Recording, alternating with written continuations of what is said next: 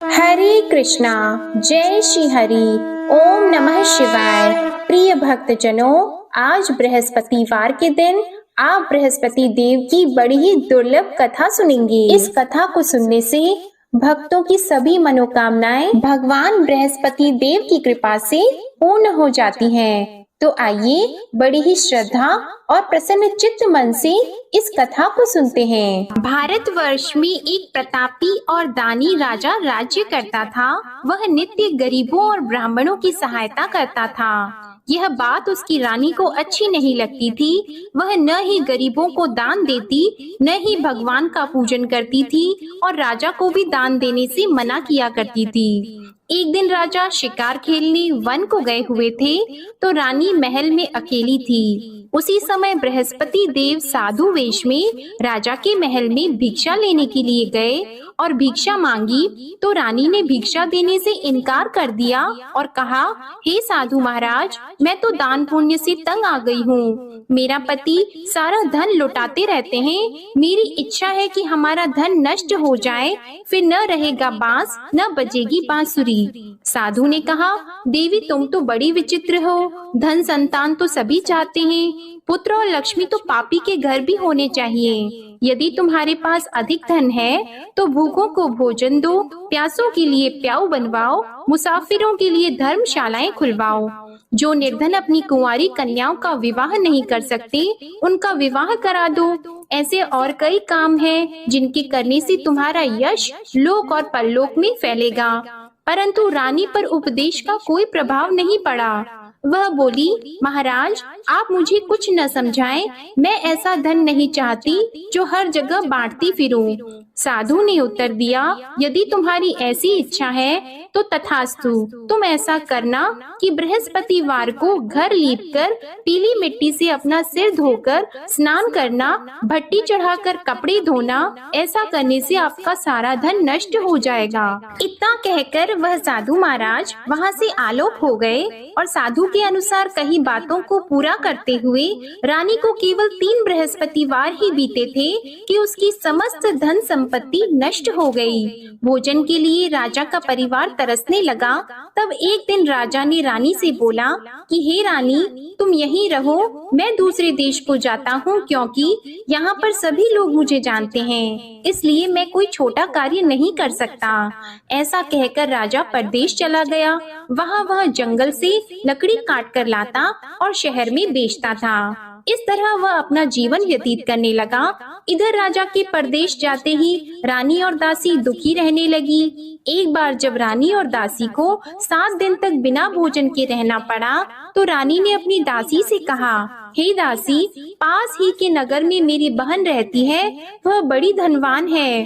तू उसके पास जा और कुछ लेकर आ, ताकि थोड़ा बहुत गुजार बसर हो सके। रानी दासी की बहन के पास गई। उस दिन गुरुवार था और रानी की बहन उस समय बृहस्पतिवार व्रत की कथा सुन रही थी। दासी ने रानी की बहन को अपनी रानी का संदेश दिया, लेकिन रानी की बड़ी बहन ने कोई उत्तर नहीं दिया। जब दासी को रानी की बहन से कोई उत्तर नहीं मिला, तो वह बहुत दुखी हुई और उसे क्रोध भी आया। दासी ने वापस आकर रानी को सारी बात बता दी। सुनकर रानी ने अपने भाग्य को कोसा। उधर रानी की बहन ने सोचा कि मेरी बहन की दासी आई थी, परंतु मैं उससे नहीं बोली, इससे वह बहुत दुखी हुई होगी। कथा सुनकर और पूजन समाप्त करके वह अपनी बहन के घर आई और कहने लगी, हे बहन, मैं बृहस्पतिवार का व्रत कर रही थी, तुम्हारी दासी मेरे घर आई थी, परंतु जब तक कथा होती है तब तक न तो उठते हैं और न ही बोलते हैं, इसलिए मैं नहीं बोली। कहो दासी क्यों गई थी? रानी बोली, बहन तुमसे क्या छिपाऊं, हमारे घर में खाने तक को अनाज नहीं था। ऐसा कहते कहते रानी की आंखें भर आई। उसने दासी समेत पिछले 7 दिनों से भूखे रहने तक की बात अपनी बहन को विस्तार पूर्वक सुना दी। रानी की बहन बोली, देखो बहन, भगवान बृहस्पति सबकी मनोकामना को पूर्ण करते हैं। देखो शायद तुम्हारे घर में अनाज रखा हो। पहले तो रानी को विश्वास नहीं हुआ, पर बहन के आग्रह करने पर उसने अपनी दासी को अंदर भेजा तो उसे सचमुच अनाज से भरा एक घड़ा मिल गया। यह देखकर दासी को बड़ी हैरानी हुई। दासी रानी से कहने लगी, हे रानी, जब हमको भोजन नहीं मिलता तो हम व्रत ही तो करते हैं, इसलिए क्यों न इनसे व्रत और कथा की विधि पूछ ली जाए ताकि हम भी व्रत कर सकें। तब रानी ने अपनी बहन से बृहस्पतिवार व्रत के बारे में पूछा। उसकी बहन ने बताया, बृहस्पतिवार के व्रत में चने की दाल और मुनक्का से विष्णु भगवान का केले की जड़ में पूजन करें तथा दीपक जलाएं, व्रत कथा सुने और पीला भोजन ही करें। इससे बृहस्पति देव प्रसन्न होते हैं। और व्रत और पूजन विधि बताकर रानी की बहन अपने घर को लौट गई। 7 दिन के बाद जब गुरुवार आया तो रानी और दासी ने व्रत रखा। घुड़साल में जाकर चना और गुड़ लेकर आई, फिर उससे केले की जड़ तथा विष्णु भगवान का पूजन किया। अब पीला भोजन कहाँ से आए, इस बात को लेकर दोनों बहुत दुखी थी। क्योंकि उन्होंने व्रत रखा था, इसलिए बृहस्पति देव उनसे प्रसन्न थे। इसलिए वे एक साधारण व्यक्ति का रूप धारण करके 2 थालों में सुंदर पीला भोजन दासी को दे गए। भोजन पाकर दासी बहुत प्रसन्न हुई और फिर रानी के साथ मिलकर भोजन ग्रहण किया। उसके बाद वे सभी गुरुवार को व्रत और पूजन करने लगी। बृहस्पति भगवान की कृपा से उनके पास फिर से धन संपत्ति आ गई, परंतु रानी फिर से पहले की तरह आलस्य करने लगी। तब दासी बोली, देखो रानी, तुम पहले भी इस प्रकार आलस्य करती थी, तुम्हें धन रखने में कष्ट होता था, इस कारण सभी धन नष्ट हो गया, और अब जब भगवान बृहस्पति की कृपा से धन मिला है तो तुम्हें फिर से आलस्य होता है। रानी को समझाते हुए दासी कहती है कि बड़ी मुसीबतों के बाद हमने यह धन पाया है, इसलिए हमें दान पुण्य करना चाहिए, भूखे मनुष्यों को भोजन कराना चाहिए और धन को शुभ कार्यों में खर्च करना चाहिए, जिससे तुम्हारे कुल का यश बढ़ेगा, स्वर्ग की प्राप्ति होगी और पितृ प्रसन्न होंगे। दासी की बात मानकर रानी अपना धन शुभ कार्यों में खर्च करने लगी, जिससे पूरे नगर में उसका यश फैलने लगा। उधर एक दिन राजा दुखी होकर जंगल में एक पेड़ के नीचे आसन जमाकर बैठ गया। वह अपनी दशा को याद करके व्याकुल होने लगा। बृहस्पतिवार का दिन था। एकाएक उसने देखा कि निर्जन वन में एक साधु प्रकट हुए। वह साधु वेश में स्वयं बृहस्पति देवता थे। लकड़हारे के सामने आकर बोले, हे लकड़हारे, इस सुनसान जंगल में तू इतना चिंता मग्न क्यों बैठा है? लकड़हारे ने दोनों हाथ जोड़कर प्रणाम किया और उत्तर दिया, महात्मा जी, आप सब कुछ जानते हैं, मैं क्या कहूँ। यह कहकर रोने लगा और साधु को अपनी आत्म कथा सुनाई। महात्मा जी ने कहा, तुम्हारी स्त्री ने बृहस्पतिवार के दिन बृहस्पति भगवान का निरादर किया है, जिसके कारण रुष्ट होकर उन्होंने तुम्हारी यह दशा कर दी। अब तुम चिंता को दूर करके मेरे कहने पर चलो तो तुम्हारे सब कष्ट दूर हो जाएंगे और भगवान पहले से भी अधिक संपत्ति देंगे। तुम बृहस्पति के दिन कथा किया करो, 2 पैसे के चने मुनक्का लाकर उसका प्रसाद बनाओ और शुद्ध जल से लोटे में शक्कर मिलाकर अमृत तैयार करो। कथा के पश्चात अपने सारे परिवार और सुनने वाले प्रेमियों में अमृत व प्रसाद को बांटकर खुद भी ग्रहण करो। ऐसा करने से भगवान तुम्हारी सब मनोकामनाएं पूरी करेंगे। साधु के ऐसे वचन सुनकर लकड़हारा बोला, हे प्रभु, मुझे लकड़ी बेचकर इतना पैसा नहीं मिलता जिससे भोजन के उपरांत कुछ बचा सकूं। मैंने रात्रि में अपनी स्त्री को व्याकुल देखा है, मेरे पास कुछ भी नहीं जिससे मैं उसकी खबर मंगा सकूं। और फिर मैं बृहस्पति देव की क्या कहानी सुनूं? मुझको तो कुछ भी मालूम नहीं है। साधु ने कहा, हे लकड़हारी, तुम किसी बात की चिंता मत करो। बृहस्पतिवार के दिन तुम रोजाना की तरह लकड़ियां लेकर शहर को जाओ। तुमको रोज से दुगना धन प्राप्त होगा, जिससे तुम भली भांति भोजन कर लोगे और बृहस्पति देव की पूजा का सामान भी आ जाएगा। बृहस्पति देव की कथा इस प्रकार है, सुनो। प्राचीन काल में एक ब्राह्मण रहता था। वह बहुत निर्धन था। उसकी कोई संतान नहीं थी। उसकी स्त्री बहुत मलिनता के साथ रहती थी। वह स्नान नहीं करती, किसी देवता का पूजन नहीं करती। इससे ब्राह्मण देवता बड़े दुखी थे। बेचारे बहुत कुछ कहते थे, किंतु उसका कुछ परिणाम नहीं निकला। भगवान की कृपा से ब्राह्मण की स्त्री के कन्या रूपी रत्न पैदा हुआ। कन्या बड़ी होने पर प्रातः स्नान करके विष्णु भगवान का जाप और बृहस्पतिवार का व्रत करने लगी। अपने पूजन पाठ को समाप्त करके विद्यालय जाती तो अपनी मुट्ठी में जौ भर के ले जाती और पाठशाला के मार्ग में डालती जाती। तब ये जौ स्वर्ण के हो जाते तो लौटते समय उनको बीन कर घर ले आती। एक दिन वह बालिका सूप में उस सोने के जौ को फटक कर साफ कर रही थी कि उसके पिता ने देख लिया और कहा, हे बेटी, सोने के जौ के लिए सोने का सूप होना चाहिए। दूसरे दिन बृहस्पतिवार था। इस कन्या ने व्रत रखा और बृहस्पति देव से प्रार्थना करके कहा, मैंने आपकी पूजा सच्चे मन से की है, तो मेरे लिए सोने का सूप दे दो। बृहस्पति देव ने उसकी प्रार्थना स्वीकार कर ली। रोजाना की तरह वह कन्या जौ फैलाती हुई जाने लगी। जब लौटकर जौ बीन रही थी तो बृहस्पति देव की कृपा से सोने का सूप मिला। उसे वह घर ले आई और उसमें जौ साफ करने लगी, परंतु उसकी माँ का वही ढंग रहा।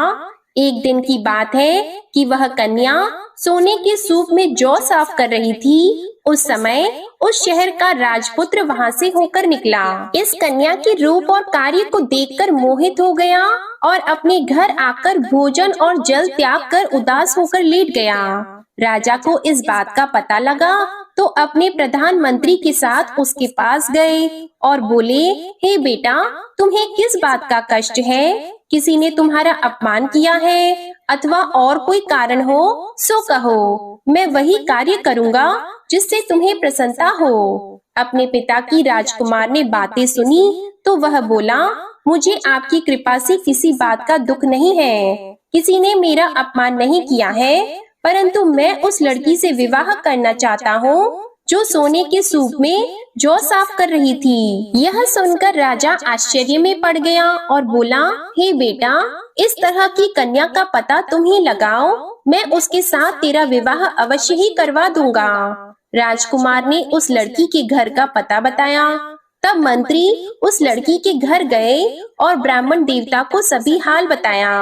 ब्राह्मण देवता राजकुमार के साथ अपनी कन्या का विवाह करने के लिए तैयार हो गए तथा विधि विधान के अनुसार ब्राह्मण की कन्या का विवाह राजकुमार के साथ हो गया। कन्या के घर से जाते ही पहले की भांति उस ब्राह्मण देवता के घर में गरीबी का निवास हो गया। अब भोजन के लिए भी अन्न बड़ी मुश्किल से मिलता था। एक दिन दुखी होकर ब्राह्मण देवता अपनी पुत्री के पास गए। बेटी ने पिता की दुखी अवस्था को देखा और अपनी माँ का हाल पूछा। तब ब्राह्मण ने भी सभी हाल कहा। कन्या ने बहुत सा धन देकर अपने पिता को विदा कर दिया। इस तरह ब्राह्मण का कुछ समय सुखपूर्वक व्यतीत हुआ। कुछ दिन के बाद फिर वही हाल हो गया।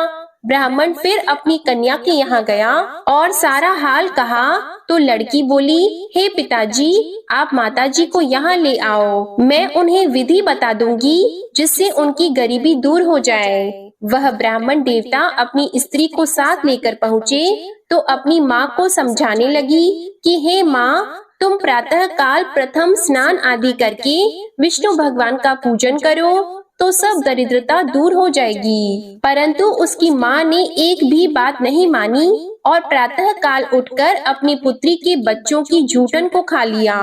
इससे उसकी पुत्री को भी बहुत गुस्सा आया। उसने एक रात को एक कोठरी से सारा सामान निकाल दिया और अपनी माँ को उसमें बंद कर दिया। प्रातः उसमें से उसे निकाला तो स्नान आदि करा के पूजा पाठ करवाया तो उसकी माँ की बुद्धि ठीक हो गई। इसके बाद वह नियम से पूजा पाठ करती और प्रत्येक बृहस्पतिवार को व्रत रखने लगी। इस व्रत के प्रभाव से उसकी माता और पिता बहुत ही धनवान और पुत्रवान हो गए और बृहस्पति देवता के प्रभाव से इस लोक के सुख को भोगकर अंत में स्वर्ग को प्राप्त हुए। इस तरह कहानी कहकर साधु देवता वहाँ से अंतर्ध्यान हो गए। धीरे धीरे समय व्यतीत होने पर फिर वही बृहस्पतिवार का दिन आया। लकड़हारा जंगल से लकड़ी काटकर किसी शहर में बेचने गया। उसे उस दिन और दिन से अधिक पैसा मिला। राजा ने चना गुड़ आदि लाकर गुरुवार का व्रत किया। उस दिन से उसके सभी क्लेश दूर हो गए। परंतु जब दोबारा गुरुवार का दिन आया तो बृहस्पतिवार का व्रत करना भूल गया। इस कारण बृहस्पति भगवान नाराज हो गए। उस दिन उस नगर के राजा ने विशाल यज्ञ का आयोजन किया था तथा शहर में ये घोषणा करा दी कि कोई भी मनुष्य अपने घर में भोजन न बनवाए, न आग जलाए। समस्त जनता मेरे यहाँ भोजन करने आए। इस आज्ञा को जो न मानेगा उसे फांसी की सजा दी जाएगी। इस तरह की घोषणा संपूर्ण नगर में करवा दी गई। राजा की आज्ञा के अनुसार शहर के सभी लोग भोजन करने गए, लेकिन लकड़हारा कुछ देर से पहुंचा, इसलिए राजा उसको अपने साथ घर लेके गए और ले जाकर भोजन करा रहे थे तो रानी की दृष्टि उस खूंटी पर पड़ी जिस पर उसका हार लटका हुआ था। वह वहाँ पर दिखाई नहीं दिया। रानी ने निश्चय किया कि मेरा हार इस मनुष्य ने चुरा लिया है। उसी समय सिपाहियों को बुलाकर उसको कारागार में डलवा दिया। जब लकड़हारा कारागार में पड़ गया और बहुत दुखी होकर विचार करने लगा कि न जाने कौन से पूर्व जन्म के कर्म से मुझे यह दुख प्राप्त हुआ है, और उसी साधु को याद करने लगा जो कि जंगल में मिला था। उसी समय तत्काल बृहस्पति देव साधु के रूप में प्रकट हुए और उसकी दशा को देखकर कहने लगे, अरे मूर्ख, तूने बृहस्पति देव की कथा नहीं करी, इस कारण तुझे दुख प्राप्त हुआ है। अब चिंता मत कर, बृहस्पतिवार के दिन कारागार के दरवाजे पर 4 पैसे पड़े मिलेंगे, उनसे तू बृहस्पति देव की पूजा करना, तेरे सभी कष्ट दूर हो जाएंगे। बृहस्पतिवार के दिन उसे 4 पैसे मिले। लकड़हारे ने कथा कही। उसी रात्रि को बृहस्पति देव ने उस नगर के राजा को स्वप्न में कहा, हे राजा, तुमने जिस आदमी को कारागार में बंद कर दिया है वह निर्दोष है, वह राजा है, उसे छोड़ देना। रानी का हार उसी खूंटी पर लटका है, अगर तू ऐसा नहीं करेगा तो मैं तेरे राज्य को नष्ट कर दूंगा। इस तरह रात्रि के स्वप्न को देखकर राजा प्रातः काल उठा और खूंटी पर हार देखकर लकड़हारे को बुलाकर क्षमा मांगी और लकड़हारे को योग्य सुंदर वस्त्र आभूषण देकर विदा कर दिया। बृहस्पति देव की आज्ञा के अनुसार लकड़हारा अपने नगर को चल दिया। राजा जब अपने नगर के निकट पहुंचा तो उसे बड़ा आश्चर्य हुआ। नगर में पहले से अधिक बाग, तालाब, कुएं तथा बहुत सी धर्मशाला, मंदिर आदि बन गई हैं। राजा ने पूछा, यह किसका बाग और धर्मशाला है? तब नगर के सब लोग कहने लगे, यह सब रानी और बंदी के हैं। तो राजा को आश्चर्य हुआ और गुस्सा भी आया। जब रानी ने यह खबर सुनी कि राजा आ रहे हैं तो उन्होंने दासी से कहा, हे दासी, देख राजा हमको कितनी बुरी हालत में छोड़ गए थे, हमारी ऐसी हालत देखकर वह लौट न जाएं, इसलिए तू दरवाजे पर खड़ी हो जा। आज्ञा के अनुसार दासी दरवाजे पर खड़ी हो गई। राजा आए तो उन्हें अपने साथ लेकर आई। तब राजा ने क्रोध करके अपनी रानी से पूछा कि यह धन तुम्हें कैसे प्राप्त हुआ है? तब उन्होंने कहा, हमें यह सब धन बृहस्पति देव के इस व्रत के प्रभाव से प्राप्त हुआ है। राजा ने निश्चय किया कि 7 रोज बाद तो सभी बृहस्पति देव का पूजन करते हैं, परंतु मैं प्रतिदिन दिन में 3 बार कहानी और रोज व्रत किया करूंगा। अब हर समय राजा के दुपट्टे में चने की दाल बंधी रहती और दिन में 3 बार कहानी कहते। एक रोज राजा ने विचार किया कि चलो अपनी बहन के यहाँ हो आवे। इस तरह निश्चय करके राजा घोड़े पर सवार होकर अपनी बहन के यहाँ को चलने लगा। मार्ग में उसने देखा कि कुछ आदमी एक मुर्दे को लिए जा रहे हैं। उन्हें रोककर राजा कहने लगा, अरे भाइयों, मेरी बृहस्पति देव की कथा सुन लो। वे बोले, लो हमारा तो आदमी मर गया है, इसको अपनी कथा की पड़ी है। परंतु कुछ आदमी बोले, अच्छा कहो, हम तुम्हारी कथा भी सुनेंगे। राजा ने दाल निकाली और जब कथा आधी हुई थी कि मुर्दा हिलने लग गया, और जब कथा समाप्त हो गई तो राम राम करके मनुष्य उठकर खड़ा हो गया। आगे मार्ग में उसे एक किसान खेत में हल चलाता मिला तो राजा ने उसे देखकर बोला, अरे भैया, तुम मेरी बृहस्पतिवार की कथा सुन लो। किसान बोला, जब तक मैं तेरी कथा सुनूंगा तब तक 4 हरैया जोत लूंगा, जा अपनी कथा किसी और को सुनाना। इस तरह राजा आगे चलने लगा। राजा के हटते ही बैल पछाड़ खाकर गिर गए और किसान के पेट में बड़ी जोर का दर्द होने लगा। उस समय उसकी माँ रोटी लेकर आई और उसने जब यह देखा तो अपने पुत्र से सब हाल पूछा और बेटे ने सभी हाल कह दिया। तो बुढ़िया दौड़ी दौड़ी उस घुड़सवार के पास गई और उससे बोली कि मैं तेरी कथा सुनूंगी, तू अपनी कथा मेरे खेत पर चलकर ही कहना। राजा ने बुढ़िया के खेत पर जाकर कथा कही, जिसके सुनते ही वह बैल उठकर खड़े हुए तथा किसान के पेट का दर्द भी बंद हो गया। राजा अपनी बहन के घर पहुंचा। बहन ने भाई की खूब मेहमानी की। दूसरे रोज प्रातः काल राजा जगा तो वह देखने लगा कि सब लोग भोजन कर रहे हैं। राजा ने अपनी बहन से कहा, ऐसा कोई मनुष्य है जिसने भोजन नहीं किया हो? मेरे बृहस्पतिवार की कथा सुन ले। बहन बोली, हे भैया, यह देश ऐसा है कि पहले यहाँ लोग भोजन करते हैं, बाद में अन्य काम करते हैं। अगर कोई पड़ोस में हो तो देख आऊं। वह ऐसा कहकर देखने चली गई, परंतु उसे कोई ऐसा व्यक्ति नहीं मिला जिसने भोजन न किया हो।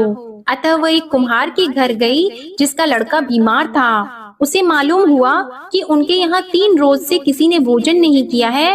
रानी ने अपने भाई की कथा सुनने के लिए कुम्हार से कहा। वह तैयार हो गया। राजा ने जाकर बृहस्पतिवार की कथा कही, जिसको सुनकर उसका लड़का ठीक हो गया।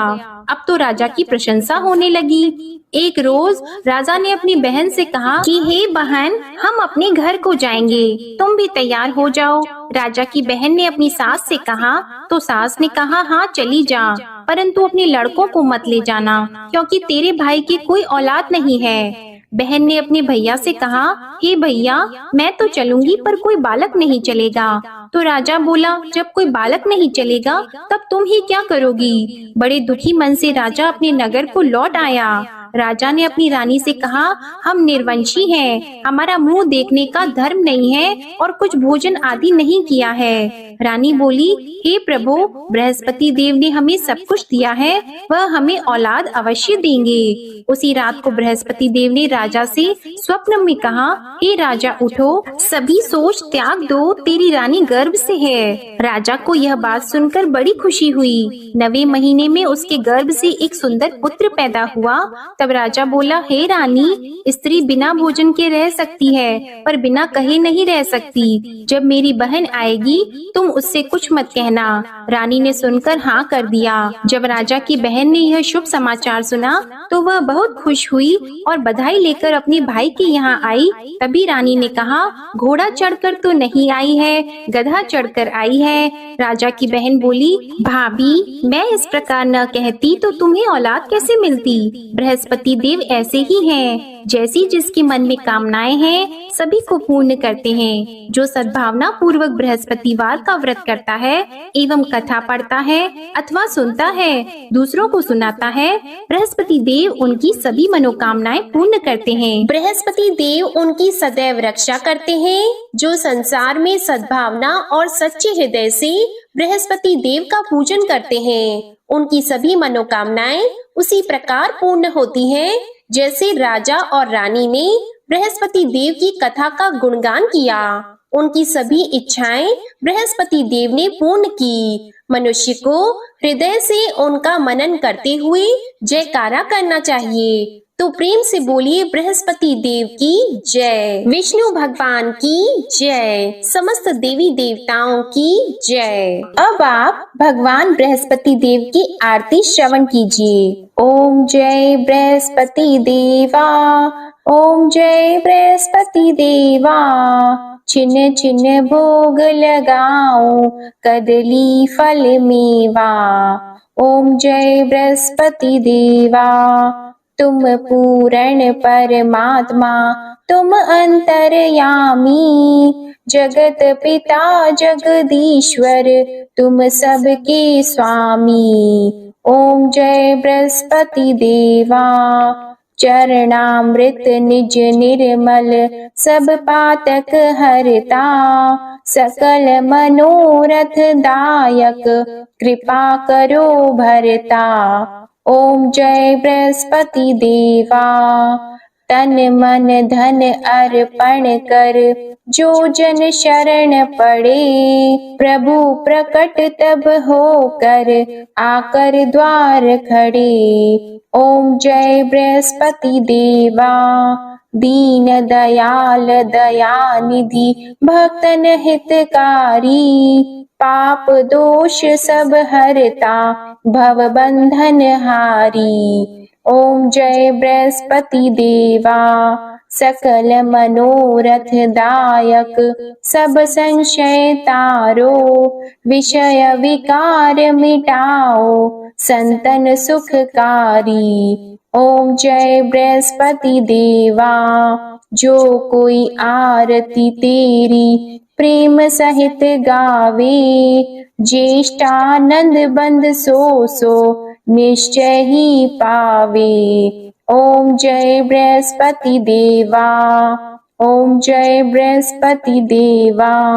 प्रेम से बोलिए भगवान बृहस्पति देव की जय। बोलिए भगवान श्री लक्ष्मी नारायण जी की जय। आपको आज की कथा पसंद आए, आरती पसंद आए तो वीडियो को लाइक कीजिएगा, शेयर कीजिएगा, कमेंट में भगवान बृहस्पति देव जी की जय लिखिएगा और चैनल को भी सब्सक्राइब करिएगा। इसी के साथ आज आप हमारे चैनल पर ज्येष्ठ अमावस्या की कथा और वट सावित्री व्रत की कथा भी जरूर सुनिएगा। प्रेम से बोलिए भगवान बृहस्पति देव की जय।